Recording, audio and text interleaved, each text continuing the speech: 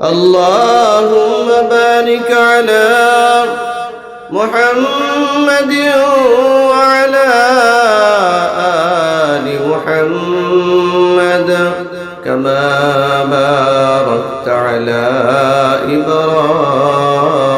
إبراهيم وعلى آل إبراهيم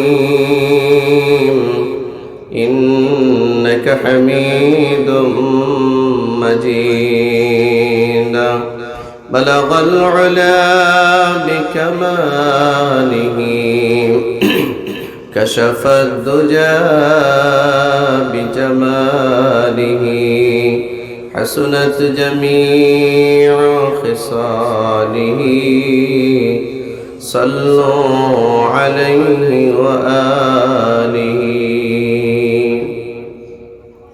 رب زدني علما رب يسر ولا تعسر وتمم بالخير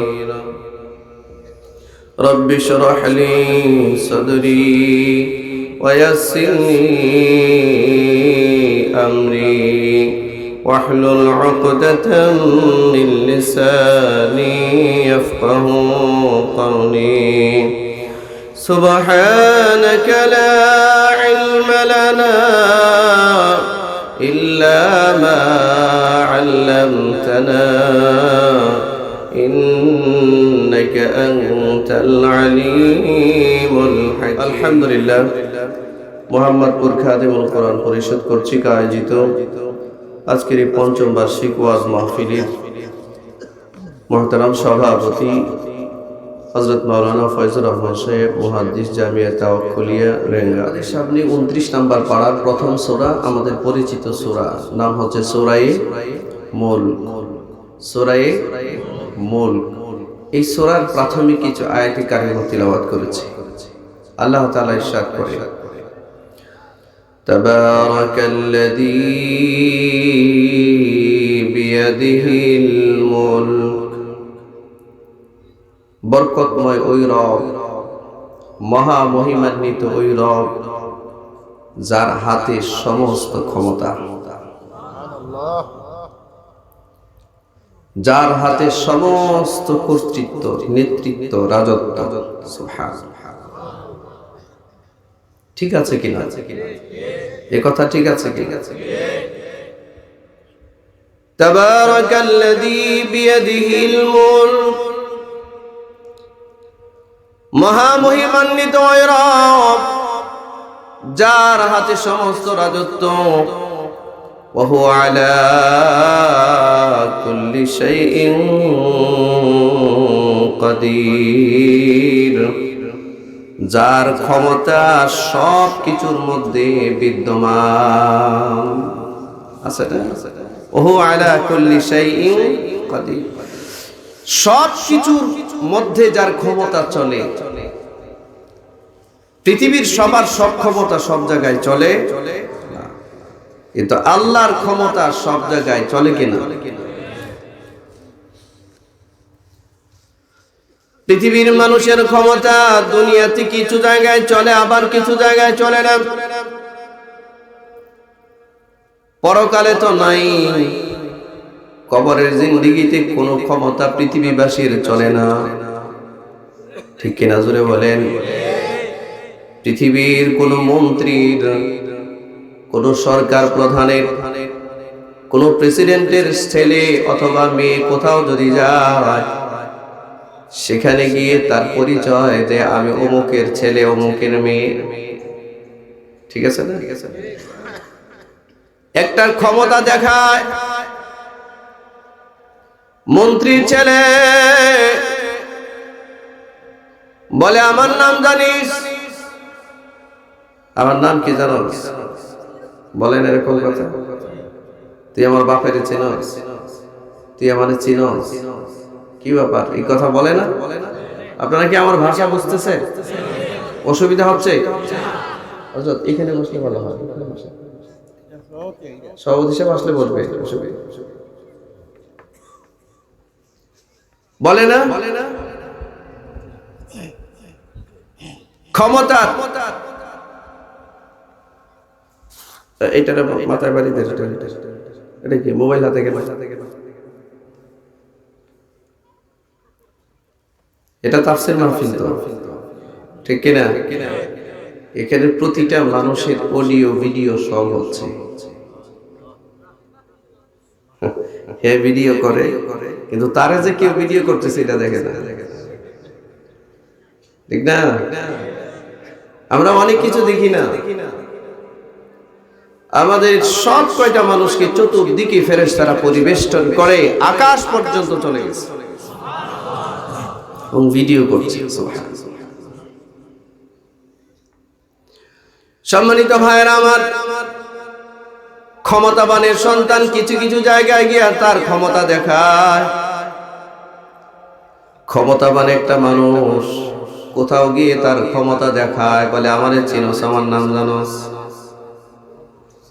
এই জন্য আল্লাহ তাআলা সর্বপ্রথম এই মানুষের উপরে ক্ষমতা যখন দেখাবেন, আল্লাহর প্রথম ক্ষমতাটা হবে যে নামের বাহাদুরি মানুষ করত, এই নামটা আল্লাহ মুছে দিবে, নামটা মুছে দিবে। সলিমউদ্দিন নামে একজন মন্ত্রী, ধরেন একজন মন্ত্রী সলিমউদ্দিন নামে, বসিরউদ্দিন নামে একজন মন্ত্রী, তিনি যখন মারা যাবেন, মারা যাওয়ার সাথে সাথে মন্ত্রীর নাম পরিবর্তন হয়ে যায়, হয় কি হয় না? পৃথিবীর শুধু মন্ত্রীর নাম নয়, আমরাও যারা আছি মারা যাওয়ার সাথে সাথে নামটা পরিবর্তন হয়ে যায়। সে যে হোক পৃথিবীর, মৃত্যু সজ্জার বিছানায় যখন সে শুয়ে যাবে, মৃত্যুর পরোয়ানা যখন জারি হবে, দেহ থেকে রূহটা যখন বের হয়ে যাবে, তখন আর তারে কেউ নাম বলে ডাকে না। লোকেরা দৌড়ায় বাড়িতে যায়, বাড়িতে গিয়া যখন লাশটা গোসল দেওয়ার প্রয়োজন পড়ে, বলে না, তখন আর সালমান ফার্সির লাশ বলবে না, সালমান ফার্সির নাম বলবে না। আমি যেদিন মরে যাব, আমার ঘর থেকে লোকেরা যখন আমাকে গোসল দেওয়ার জন্য আমার মৃতদেহটা বের করবে, আমার আত্মীয় স্বজন তারা গিয়া বলবে যে লাশটা দ্রুত ঘর থেকে বের করে গোসলের ব্যবস্থা করো। নামটা মুছে দিবে আল্লাহ নাম।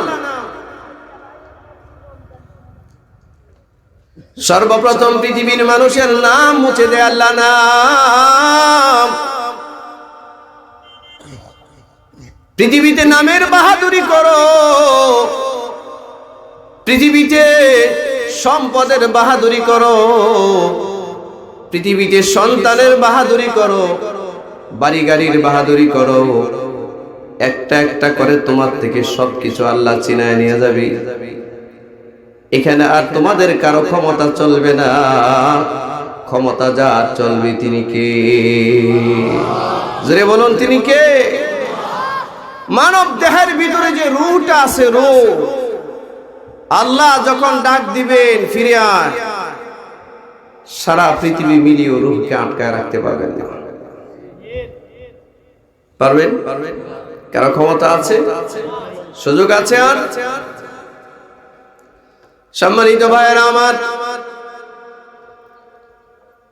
মৃত্যুর পরে দুনিয়ার মানুষের আর কোনো কাজ লাগে না, কোনো ক্ষমতা চলে না। কবরে আর কোনো ক্ষমতা মানুষের চলে না। আমি যে সূরাটা তেলাওয়াত করেছি, সূরাটার প্রাসঙ্গিক কিছু কথা বলবো বলে আশা রাখি, কারণ সময় আমার হাতে লম্বা নাই। সম্মানিত ভাইয়েরা, জীবনেতে কত সূরায় পড়লেন, এই সূরাটা পড়েন কিনা জানি না, কিন্তু পড়বেন। পৃথিবীতে একটা মানুষ তার নিরাপত্তার জন্য, যে মানুষটার জীবনের নিরাপত্তা নাই, যে গ্রামের মানুষের জীবনে নিরাপত্তা নাই, যে বাড়ির মানুষের জীবনে নিরাপত্তা নাই, যে মানুষটার জীবনে নিরাপত্তা নাই, এই লোকটার জীবনটা, দুনিয়ার জীবনটাই জাহান্নামের মতো হয়ে যায়। এটা কঠিন হয়ে যায়। আপনার বাড়িতে আপনি বসবাস করলে যদি নিরাপদ না হন, নিরাপত্তা যদি না থাকে, আপনি থাকবেন এই গ্রামে? আপনি গ্রাম ছেড়ে দিবেন। একটা মানুষের সিকিউরিটি ইস্যু, নিরাপত্তা ইস্যু জীবনে অত্যন্ত গুরুত্বপূর্ণ একটা ইস্যু। আল্লাহর দেওয়া যত নিয়ামত আল্লাহ বান্দাকে দিয়েছেন, এর মধ্যে নিরাপত্তা একটা দামি একটা নিয়ামত। এটা আল্লাহ যাকে দিয়েছেন, দুনিয়াতে সুখ শান্তির মতো করে একটা বড় নিয়ামত আল্লাহ তাকে দিয়েছেন। আর আমরাও নিরাপত্তার জন্য নিজে একটা বাড়ি করি, বাড়ি করে বাড়ির চতুর্দিক দিয়ে বাউন্ডারি দেই। কেউ কেউ তো বাউন্ডারির উপরে কাঁটা তারের বেড়া দেয়, আবার বাড়িতে একটা বিশাল বড় গেট লাগায়। গেটের মধ্যে অনেকে আবার দারোয়ান নিয়োগ করেন। দারোয়ান লাগে না? দারোয়ান নিয়োগ করি না আমরা? কেউ কেউ আবার ঢাকা শহরে আধুনিক মানুষ যারা, এরা দারোয়ানের পাশাপাশি বিদেশি কুকুরও রাখে। কি রাখে? বলুন, কুকুর চিনেন? সিলেটে কি বলে? বলেন। কুকুর, কুত্তা বলে। কুত্তা, কুকুর বুঝেন? এইটাই আপনারা যেটা বলেন এটা বলেন। কুত্তা বলে। কি বলে? কুত্তা। কুত্তা মুসলমান, নাম দিয়েছে সে মুসলমান। তার বাড়ির সিকিউরিটির জন্য, তার বাড়ির নিরাপত্তার জন্য গেটের দরজার সামনে কুকুর রেখে দিয়েছে, বিদেশি কুকুর। একটা কুকুরের পিছনে যা ব্যয় করে, তার মা বাবার পিছনেও তা ব্যয় করে না। তার বাড়িতে কুকুর আছে কিন্তু মা বাবা নাই। মা বাবা আছে ওই যে বৃদ্ধাশ্রম। এমন বড় লোক আছে ঢাকায়, আমরা দেখে তারপরে বলতেছি। বিশ্বাস হয় আপনাদের? বিশ্বাস হয়? 10 তলা বাড়ি, গুলশানের মতো জায়গায়, পুরো বাড়িটা সেন্ট্রাল এসি করা। এমন একটা গুরুত্বপূর্ণ বাড়ির মধ্যে, সেন্ট্রাল এসি করা একটা বাড়ির মধ্যে পুরোটা বাড়ি খালি, 1-2 জন মানুষ থাকে, দারোয়ান টারোয়ান থাকে।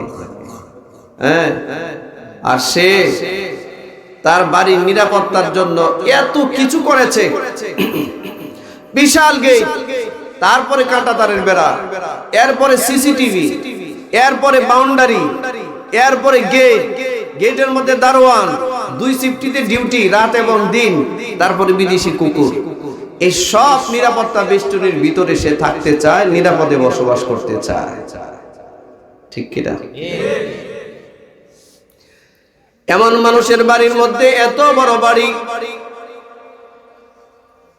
সারা বাড়ি খালি,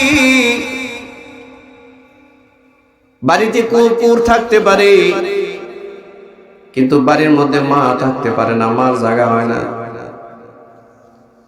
কুকুরের জায়গা হয় বাড়ির মধ্যে, বিদেশি কুত্তার জায়গা বাড়িতে হয়, কিন্তু বাবার জায়গা হয় না। এমন শিক্ষিত নামক অশিক্ষিত জানোয়ার আছে কিনা? আছে না? সম্মানিত ভাইয়েরা আমার, যাই হোক, আমরা এদেরকে নিয়ে কথা বলতে চাই না। তবে যে শিক্ষা মাকে বাড়িতে থাকতে দেয় না, যেই সম্মান, যে অর্থবিত্ত মা বাবাকে বাড়িতে থাকতে দেয় না, এটা কোনো অর্থবিত্ত নয়, এটা কোনো শিক্ষা নয়। এর চেয়ে জঙ্গলের একটা হাইওয়ান জানোয়ার বহু ভালো আছে। ঠিক কিনা? এর চেয়ে একটা জঙ্গলের জানোয়ার অনেক ভালো। সম্মানিত ভাইয়েরা আমার, এই জন্য জগৎ সংসারে আসছে। অনেক মানুষ আছে মার খবর নেয় না, বাবার খবর নেয় না, অথচ সমাজের মানুষগুলোর কাছে ভালো থাকতে চায়, নামাজ কালামও পড়ে, মাঝে মধ্যে বন্ডপীঠদের দরবারেও যাতায়াত করে, গরু নিয়ে যায়, খাসি নিয়ে যায়, মহিষ নিয়ে যায়, উট নিয়ে যায়। আছেন এরকম মানুষ? মনে পরহেজগার, প্রতি বছর হজও করে, কিন্তু মা বাবার সাথে সম্পর্কটা ভালো না। রাসূল বলেন রিদার রাব্বি ফি রিদাল ওয়ালিদাইন ওয়া সাখাতুর রাব্বি ফি সাখাতিল ওয়ালিদাইন। আল্লাহর সন্তুষ্টি নির্ভর করে মা বাবার সন্তুষ্টির উপর, আল্লাহর অসন্তুষ্টি নির্ভর করে মা বাবার অসন্তুষ্টির উপর। ন্যায় সঙ্গত কারণে পৃথিবীর কোন মা বাবা যদি তার সন্তানের উপরে অসন্তুষ্ট থাকে আর এই সন্তান সারা রাত দাঁড়িয়ে তাহাজ্জুদের নামাজ পড়ে, এই নামাজের কাকুতি মিনতি আকাশ পর্যন্ত উঠে না। হাজারো লাখ টাকা দান করে দেয়, এই সব দান আল্লাহর কাছে গ্রহণযোগ্য হয় না। পীর সাহেব মাথায় নিয়েও যদি তুমি ঘোরাও, মা বাবা যদি ন্যায় সঙ্গত কারণে তোমার উপরে অসন্তুষ্ট হয়, সারা দুনিয়ার পীর মিলেও তোমার জন্য কোনো কিছুই করতে পারবে না। তা মনে রাখেন সম্মানিত ভাইয়েরা আমার, এই জন্য বলছি খুব খেয়াল করেন, যে বাড়িতে কুকুর আছে, যে বাড়ির ঘরের দরজায় কুকুর আছে, যে বাড়ির গেটের মধ্যে কুকুর আছে, রহমতের ফেরেশতা এদিকে যায় না। জিবরিল আলাইহিস সালাতু ওয়াস সালাম একদিন নবীজির কাছে আসলেন, রাসূলুল্লাহ সাল্লাল্লাহু আলাইহি ওয়াসাল্লামের কাছে আসলেন। নবীজি ঘরের ভিতরে জিবরিল আমিন বাবে জিবরিল দিয়া জিবরাইলের সামনে আসলেন, রাসূলকে এসে সালাম দিলেন। নবীজি সালামের জবাব দিলেন। রাসূল বললেন প্রবেশ করো, ভিতরে আসো। কিন্তু জিবরাইল আমিন ভিতরে যায় না। আবারও জিবরাইলকে বলছেন ভিতরে আসো, জিবরাইল ভিতরে যায় না। আবারও বললেন ভিতরে আসো, জিবরাইল ভিতরে যায় না। নবীজিকে হযরতে জিবরাইল আমিন বলেন, ইয়া রাসূলুল্লাহ, আপনি আমাকে বারবার আপনার ঘরে ডাকতেছেন, আপনার ঘরের মধ্যে একটা বন্য কুকুর আছে, কুকুর, এই কুকুরটা একটা সাইডে আছে, আপনি দেখেন না এটা কখন ভিতরে ঢুকছে, আপনিও জানেন না। ইয়া রাসূলুল্লাহ, এই কুকুর যেখানে আছে ফেরেশতারা এখানে যায় না, এটা বের করে। নবীজি ঠিকই তাকায় দেখে যে একটা কুকুর আছে ঘরের মধ্যে। বিশ্ব রাসূল, বিশ্ব নবী সরকারে দো আলম, তার ঘরে কুকুর থাকলে জিবরাইল ঢুকে না। আর তুমি কোথাকার কোন মাতবর আসছো, তোমার বাড়িতে বিদেশি কুত্তা রাখছো আর কুত্তা কুলের মধ্যে নিয়ে ঘোরাও, তোমার স্বভাব তো কুকুরের স্বভাবের মতো হয়ে গেছে। ঠিক কিনা জোরে বলেন? এ যে হোক, কি আমেরিকান, কি লন্ডনি, কি অমুক, কি হাবিজাবি, যে হোক, কুকুর যে কুলে নেয়, কুকুরকে যে আদর করে, কুকুরে নিয়ে আসে যে ঘুমায়, এই লোকের ঘরে কোনোদিন রহমতের ফেরেশতা ঢুকে না। এটা আধুনিকতা নয়, এটা মূর্খতা, জাহালাত, এটা অজ্ঞতা। এটা বেঈমান কাফেররা করতে পারে, কোন মুমিন এই কাজ করতে পারে। রাগ করছেন? আপনাদের এই অঞ্চলে, সিলেট অঞ্চলের মানুষ, এই সিলেট অঞ্চলের মানুষ তো অনেকই বিদেশি এবং ইউরোপের বিভিন্ন দেশে, মিডল ইস্টের বিভিন্ন দেশে আছে।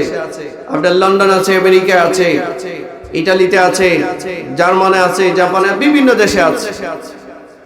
ওই সমস্ত মানুষের চলতে চলতে একটা মুসলমান তার নিজস্ব যে একটা ক্রাইটেরিয়া আছে, নিজস্ব যে একটা চলার পদ্ধতি আছে, নিয়ম নীতি আছে, এটা অনেকে ভুলে গেছে। অনেকে মনে করে যে আমি কুকুর পাললে সমস্যা নাই। আরে ভাই, এটা কোন খ্রিস্টান করতে পারে, কিন্তু আপনি একজন মুসলমান হিসেবে এটা করতে পারেন না। আপনার এটা জানা উচিত। রাসূলুল্লাহ সাল্লাল্লাহু আলাইহি ওয়াসাল্লামের ঘরে কুকুরের জন্য জিবরিল আমিন প্রবেশ করে না। আপনার মতো মানুষকে আপনি কথা বুঝতে পেরেছেন? কুকুর পালা যাবে না, তবে কুকুর মারা যাবে না, মাইরা লাগানো। এটা একটা নিকৃষ্ট প্রাণী। কুকুরের ব্যাপারে ইসলামের শরীয়তের বিধান হচ্ছে এটা পালবার জিনিস না। আপনার উচ্ছিষ্ট খাবার কুকুরকে দিবেন, খাবে, কিন্তু এটা নিয়ে আপনি খাবেন, ঘুমাবেন, বিছানায় নিয়ে শুয়ে থাকবেন একসাথে, আছে না? ইউরোপের দেশগুলোতে একটা কুকুরকে যেভাবে যত্ন করে, একটা বাচ্চাকে ওইভাবে যত্ন করে না। কি বলে আপনারা? আচ্ছা, আল্লাহ তাআলা বিষয়টাকে বুঝবার তৌফিক দান করুন। সম্মানিত ভাইয়েরা আমার, এই জন্য আল্লাহ রাব্বুল আলামিন মানব জাতির জন্য নির্দেশনা দিয়েছেন। মানুষ কি করবে না করবে এগুলো আল্লাহ বলে দিয়েছেন। আল্লাহ সুবহানাহু ওয়া তাআলা মানুষের জন্য নিরাপত্তার জীবন দিয়েছেন। এটা বড় এক নিয়ামত। দুনিয়ার নিরাপত্তার জন্য বাড়ি করি, বাউন্ডারি করি, সব কিছু করি। আচ্ছা, এই যে দুনিয়ার নিরাপত্তার জন্য এত নিরাপত্তা বেষ্টনী দিলাম, কতদিন থাকবো দুনিয়ায় আমরা? 500 বছর। এত দামি একটা বাড়ি যে বানালাম, ডুপ্লেক্স একটা বাড়ি তৈরি করলাম, বিশাল বাউন্ডারি দিলাম, 10 ইঞ্চি গাঁথলি দিলাম, এবং অনেক হার্ডলি দরজা জানালা লাগালাম, বাড়ি গেটে দারোয়ান নিয়োগ করলাম। এই সব কিছু করার পিছনে উদ্দেশ্য একটাই, এই বাড়িতে যারা বসবাস করবে তারা যেন নিরাপদে বসবাস করতে পারে। কথা ঠিক কিনা? আপনারা বুঝতে পেরেছেন? আর না হয় এত টাকা ব্যয় করার কারণটা কি, দরকারটা কি? বাড়িতে আমার ছেলে মেয়ে বিবি বাচ্চা যারা থাকবে তারা যেন নিরাপদে বসবাস করতে পারে, আমি নিজেও যেন নিরাপদে থাকতে পারি। এটাই তো উদ্দেশ্য নাকি? সম্মানিত ভাইরা, এই নিরাপত্তাটা পৃথিবীতে সর্বোচ্চ 60, 70, 80 বছর। এরপরে একদিন এই বাড়ি থেকে আপনার আমার মৃতদেহটা সাদা কাফনে পেঁচায়া সুন্দর করে বের করে দিবে সবাই। এটাই তো দুনিয়ার নিয়ম নাকি? প্রিয় ভাইয়েরা আমার, আমার একটা সরল প্রশ্ন হলো, 70 বছরের 80 বছরের একটা বাড়ির জন্য যদি এত বড় বাউন্ডারি প্রয়োজন হয়, এত বড় গেট বানাবার প্রয়োজন পড়ে, এত বড় দারোয়ান রাখবার প্রয়োজন পড়ে, হাজার হাজার টাকা বেতন দিয়া, 80 বছরের জিন্দেগীর নিরাপত্তা বেষ্টনী যদি এত কিছু লাগে, আর রাষ্ট্রের নিরাপত্তার জন্য যদি পুলিশ লাগে, র্যাব লাগে, আর্মি লাগে, বিজিবি লাগে, এনএসআই লাগে, ডিজিএফআই লাগে, আরো কত ধরনের গোয়েন্দা সংস্থার ইন্টেলিজেন্স ব্রাঞ্চ আছে, কত কিছু লাগে, এগুলো রাষ্ট্রের নিরাপত্তার জন্য প্রয়োজন পড়ে।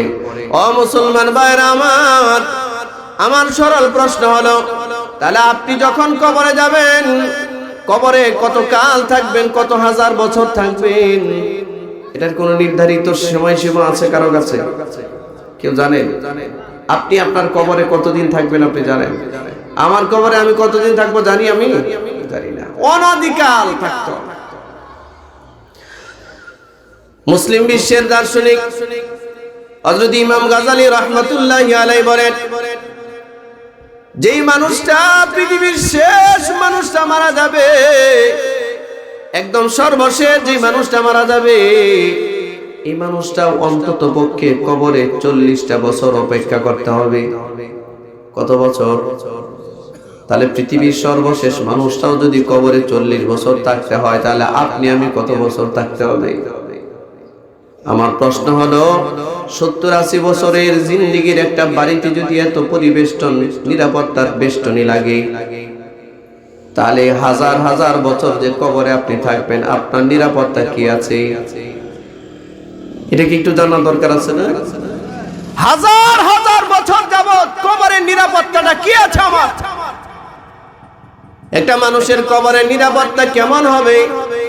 এই নিরাপত্তার জন্যই আল্লাহ তাআলা সূরা মুলক নাযিল করেছেন। সুবহানাল্লাহ। এই সূরা মুলকটা আপনাকে আমাকে কবরের মধ্যে নিরাপত্তা দিবে।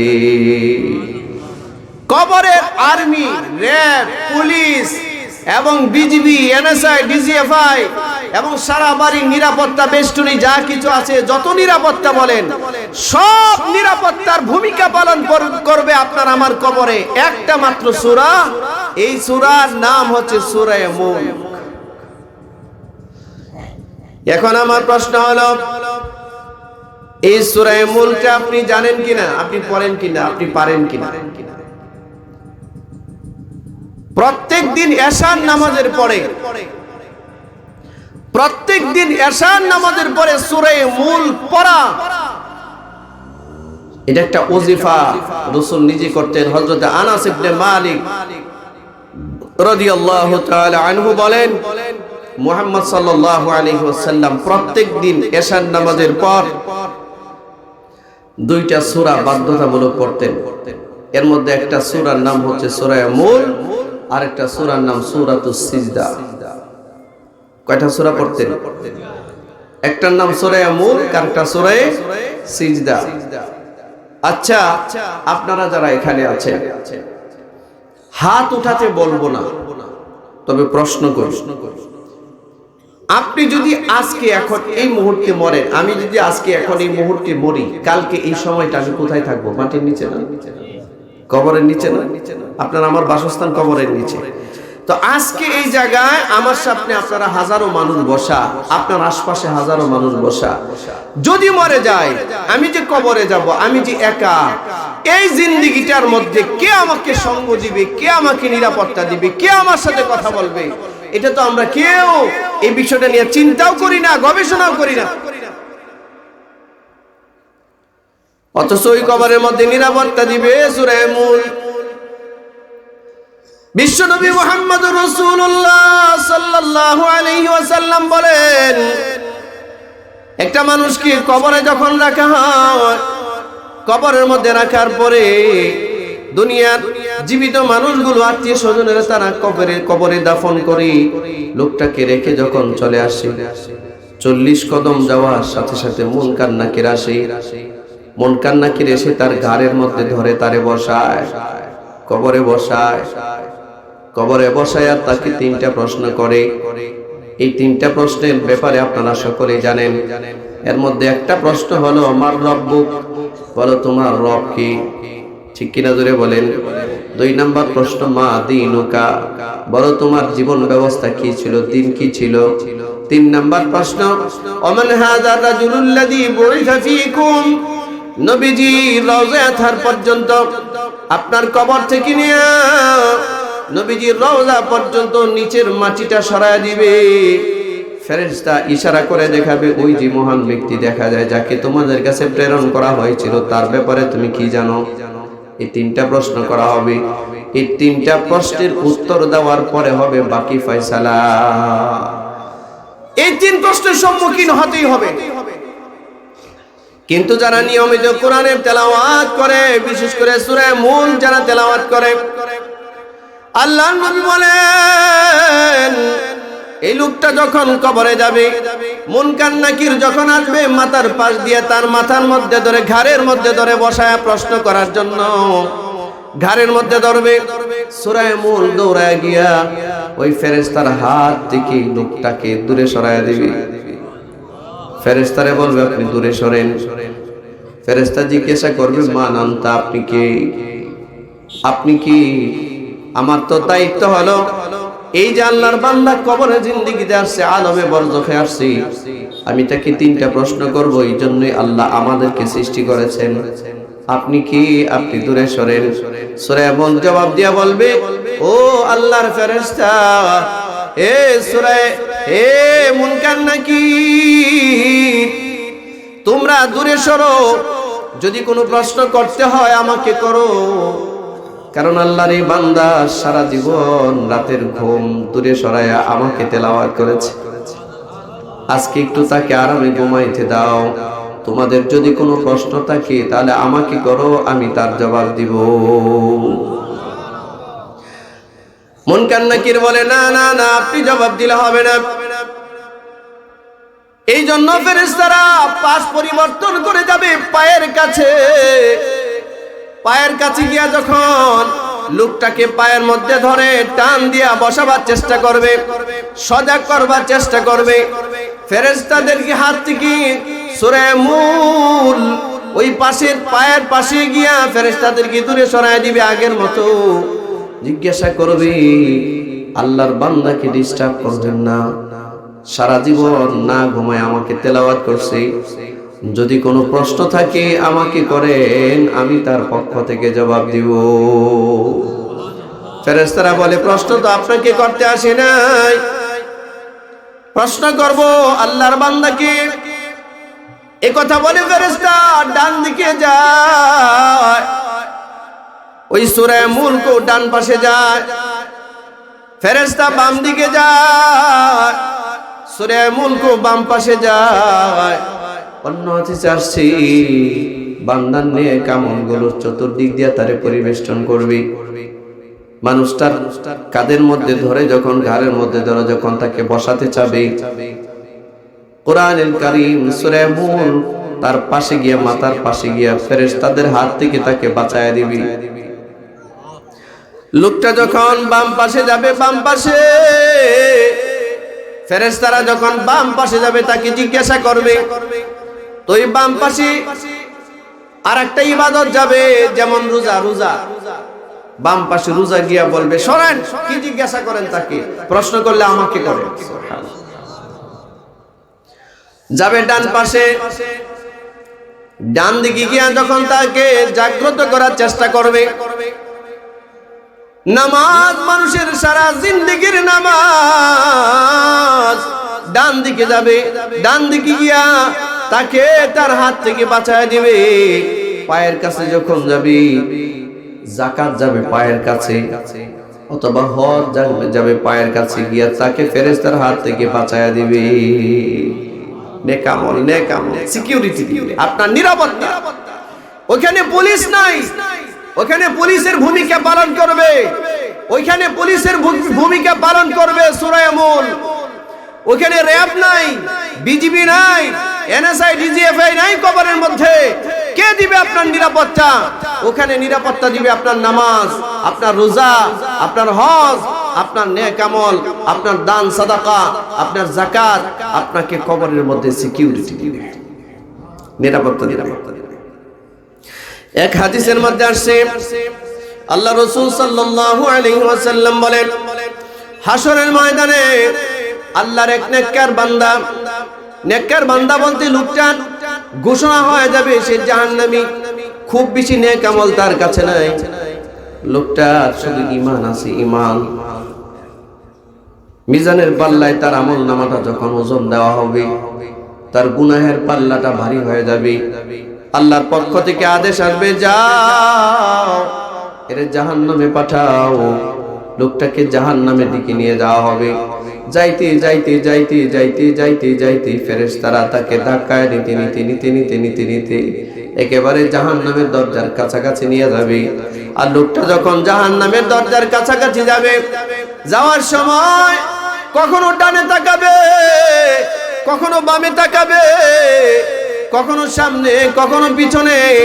সে চিন্তা করবে আমাকে কেউ একটু সাহায্য করে কিনা। এই জন্য একটু সাহায্যের আশায় কখনো ডান দিকে তাকাবে, একটু সাহায্যের আশায় কখনো বাম দিকে তাকাবে, একটু সাহায্যের আশায় কখনো পিছন দিকে তাকাবে।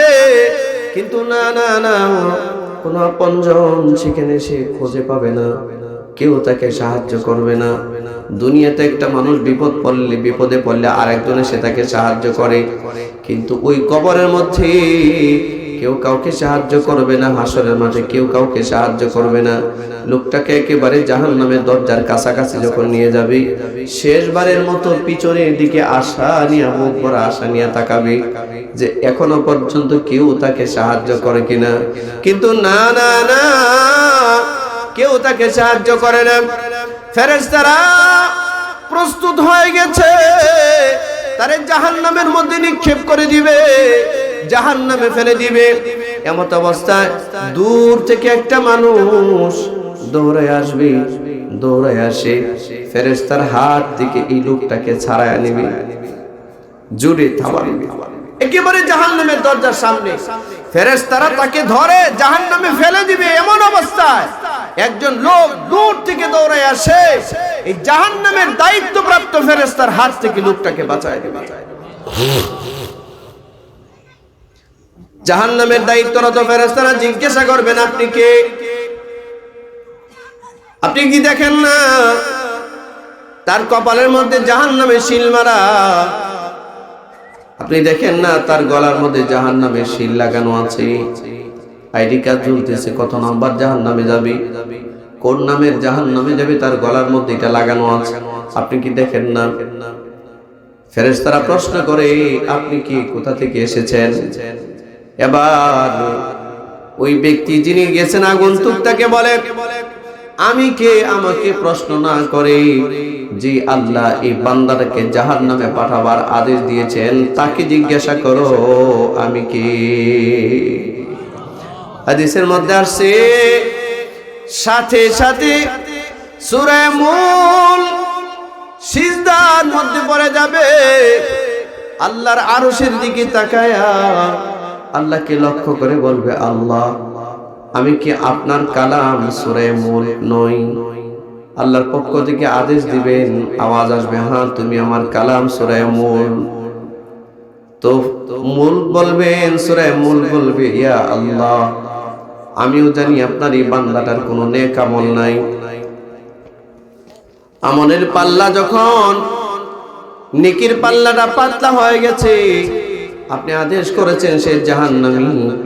আয় আল্লাহ তাআলা ও রব্বুল আলামিন, আমি এতক্ষণ দাঁড়িয়ে দাঁড়িয়ে দেখতেছিলাম তাকে কেউ সাহায্য করে কিনা। সে বারবার ডানে বামে তাকিয়েছে, বারবার সামনে পিছনে তাকিয়েছে, কিন্তু তাকে সাহায্যকারী কেউ এখানে আমি দেখলাম না। আল্লাহ সর্বশেষ লোকটা যখন জাহান্নামে নিক্ষিপ্ত হবে, আমি দেখতেছি কেউ তাকে সাহায্য করছে না, সে জাহান্নামে পড়ে যাবে। এই জন্য আমি দৌড়ায় আসছি আপনার বান্দাকে জাহান্নাম থেকে রক্ষা করার জন্য। আয় আল্লাহ, হয়তো আপনার বান্দার আমলের পাল্লাটা ভারী হয় না, কিন্তু জীবনে একদিন আপনার বান্দা আমাকে তেলাওয়াত করেছিল, সে নিজেও ভুলে গেছে। একদিন জীবনে মাত্র একদিন তেলাওয়াত করেছিল, কবে তেলাওয়াত করেছে এটাও ভুলে গেছে। আয় আল্লাহ, আপনার বান্দা আমার কথা ভুলে গেলেও আমি কিন্তু তার কথা ভুলি নাই। এর জন্য আমি তার পক্ষে সুপারিশ করতেছি। আল্লাহ, আজকে তার পক্ষে কেউ কোনো সুপারিশকারী নাই, আমি সূরা মুল দাঁড়িয়ে আপনার কাছে সুপারিশ করতেছি, আপনার বান্দাটাকে আপনি মাফ করে দেন। আর যদি জাহান্নামে পাঠাতে হয়, আপনার বান্দার সাথে আমাকে আপনি জাহান্নামে পাঠিয়ে দেন। আরশ থেকে আওয়াজ আসবে, ওরে আমার কালাম, আমার সূরা, এ সূরা মুল, আমি তোমাকে জাহান্নামে পাঠাবো না। যার পক্ষে তুমি সুপারিশ করেছো, আমি তার পক্ষে তোমার সুপারিশকে কবুল করলাম। ফেরেশতাকে বলবে, যাও এই পাপিষ্টের কপাল থেকে জাহান্নামের শিলটা খুলে ফেলে দাও। সুবহানাল্লাহ। গলার মধ্যে যে জাহান্নামের আইডি কার্ড ঝুলতেছে, আইডি কার্ডটা খুলে ফেলে দাও। তাকে নিয়ে তুমি নিজে জান্নাতে চলে যাও। একটা তেলাওয়াত, একবারের তেলাওয়াত। এমন মানুষ কি আছেন আজকে আসার নামাজের পরে কয়জন লোক এখানে আছেন সূরা মুল তেলাওয়াত করেছেন? এশার নামাজের পরে সূরা মুল তেলাওয়াত করবার সময় কোথায়? টেলিভিশন দেখতে দেখতে যে সময় চলে যায় সব। মহিলারা আছে ইন্ডিয়ান সিনেমা দিয়ে, আপনার ওই সিরিয়াল নিয়ে ব্যস্ত। সে সূরা মুল পড়া তো দূরের কথা, ওই মহিলা যে বিসমিল্লাহ বলে তার ঘরের দরজাটা লাগাতে হবে, এইটাও তো ভুলে গেছে। বিসমিল্লাহ বলে তার ঘরের জানালাটা লাগাতে হবে, এই কথাও ভুলে গেছে। কারণ এখানে যদি বিসমিল্লাহ বলতে যায় সময় লাগবে, তার বলে না। অথচ আল্লাহর নবী বলেন, বিসমিল্লাহ বলে যদি কেউ ঘরের দরজা লাগায়, জানালা লাগায়, সাথে সাথে তার ঘরের দরজার সামনে আল্লাহ নিরাপত্তা কর্মী হিসেবে একজন ফেরেশতা নিয়োগ করে দেয়। সারা রাত ফেরেশতা দরজার সামনে দায়িত্ব পালন করে।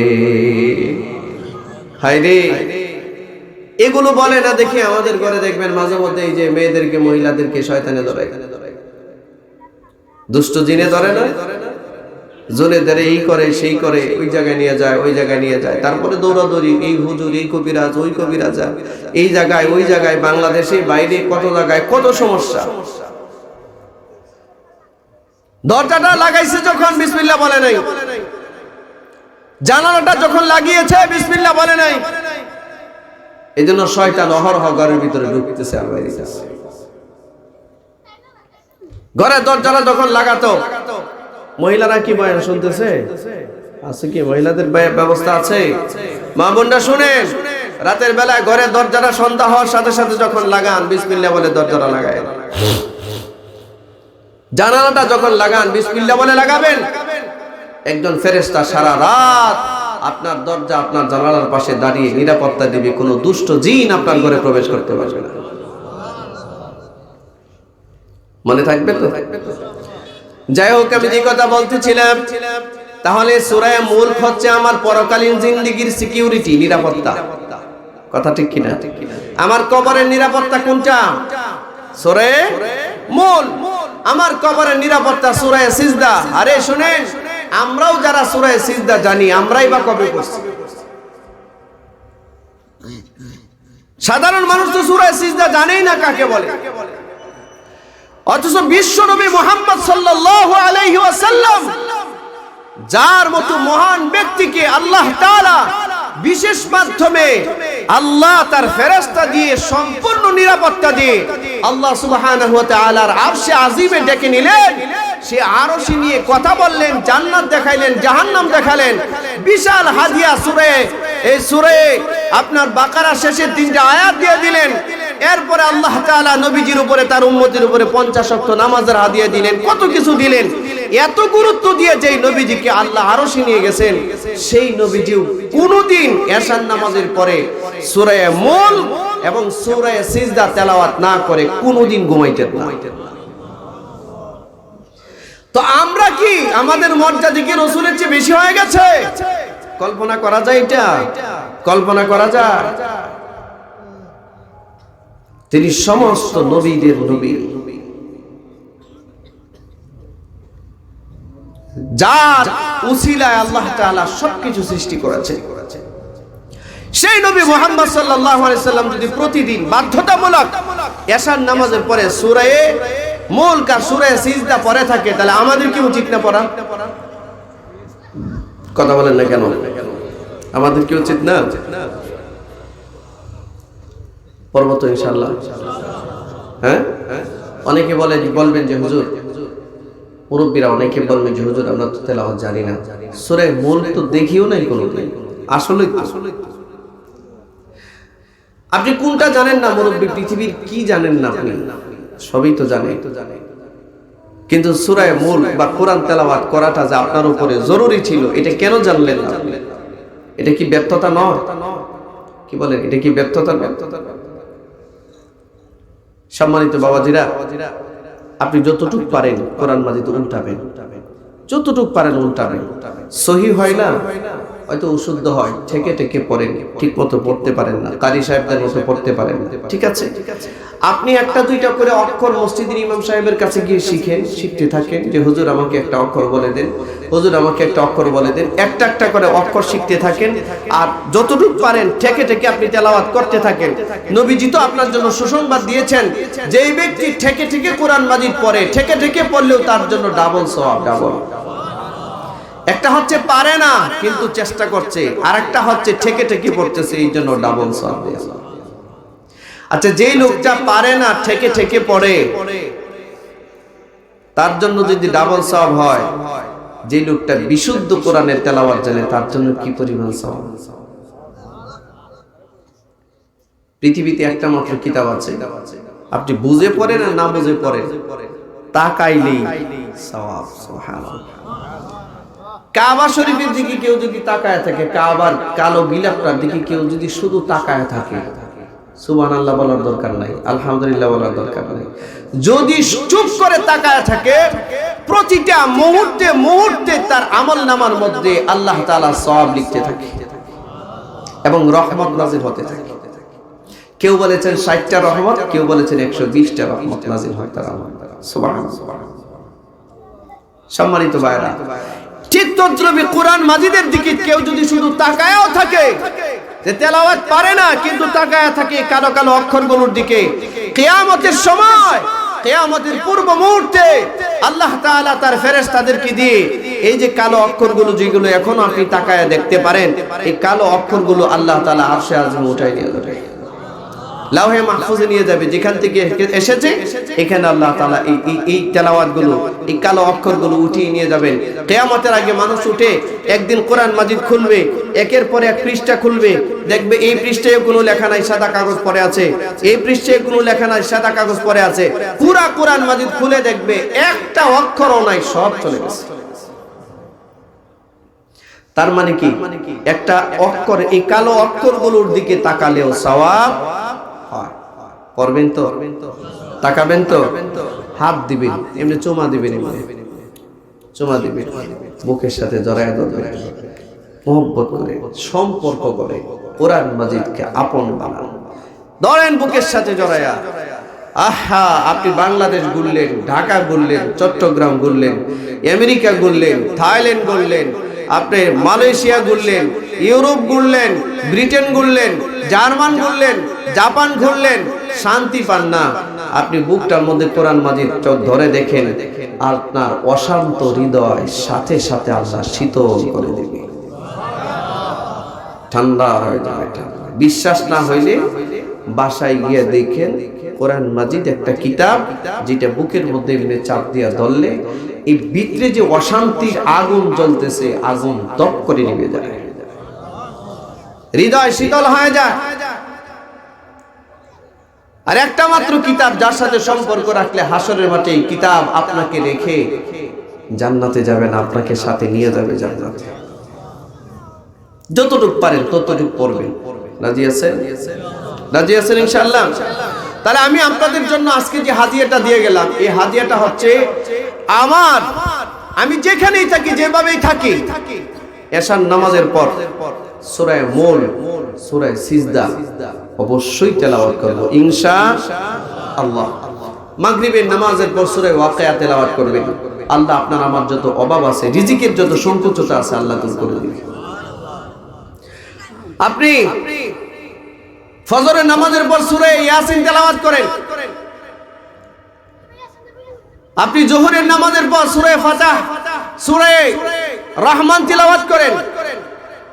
আসরের নামাজের পর আপনি সূরা নাবা তেলাওয়াত করেন। হাদিসের মধ্যে আসছে এগুলো করো, এটি ওজিফা বানাও। আপনি যেদিন একা হয়ে যাবেন, সব সারা পৃথিবী আপনাকে ছেড়ে চলে গেলেও এই সূরাগুলো আপনাকে একা ফেলে চলে যাবে না। কয়দিনের সিকিউরিটি দিবে? হাসরের মাঠে উঠবার আগ পর্যন্ত আপনার কবরে, সারা জীবনেই কবরে থেকে সূরাগুলো আপনাকে নিরাপত্তা দিতে থাকবে, আর আপনি শুধু ঘুমাবেন। সুবহানাল্লাহ। সম্মানিত উপস্থিতি, দুনিয়ার জিন্দেগিতে 80 বছরের জিন্দেগির জন্য যদি এত সিকিউরিটি আমরা তৈরি করতে পারি, তাহলে আমার কবরের জিন্দেগির সিকিউরিটি, নিরাপত্তা আমারটা আমার তৈরি করে যেতে হবে। এই জন্য কোরআন কি দূরে সরায় না, কোরআনকে কাছে নিয়ে। মনে থাকবে ইনশাআল্লাহ, এটা হচ্ছে এই সূরার ফজিলত। এরপর আল্লাহ তাআলা বলছেন, এবার সূরার মধ্যে বলছেন, তাবারাকাল্লাযী বিয়াদিহিল মুলক ওয়া হুয়া আলা কুল্লি শাইইন কাদির।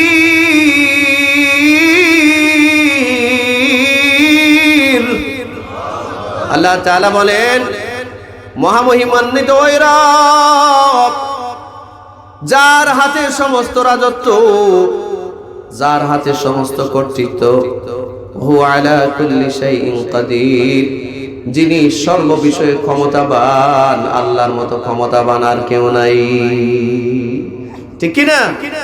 আল্লাহর ক্ষমতা আসমানের উপরেও চলে, কিন্তু দুনিয়ার কোন মানুষের ক্ষমতা আসমানের উপরে চলে না।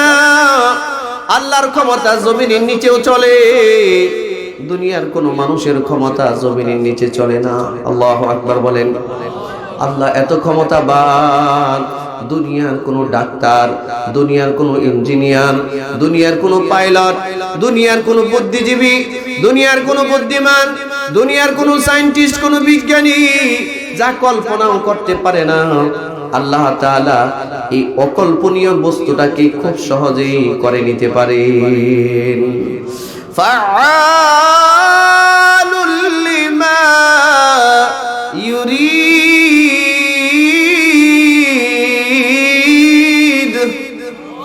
আল্লাহ যা চান তাই করেন, সুবহানাল্লাহ। আল্লাহ যা চান তাই করেন এবং যেভাবে চান সেভাবেই করেন, সুবহানাল্লাহ। সম্মানিত ভাইয়েরা আমার, বিদ্যুৎ চলে গেল, আমরা একটু জিকির করি লা ইলাহা ইল্লাল্লাহ।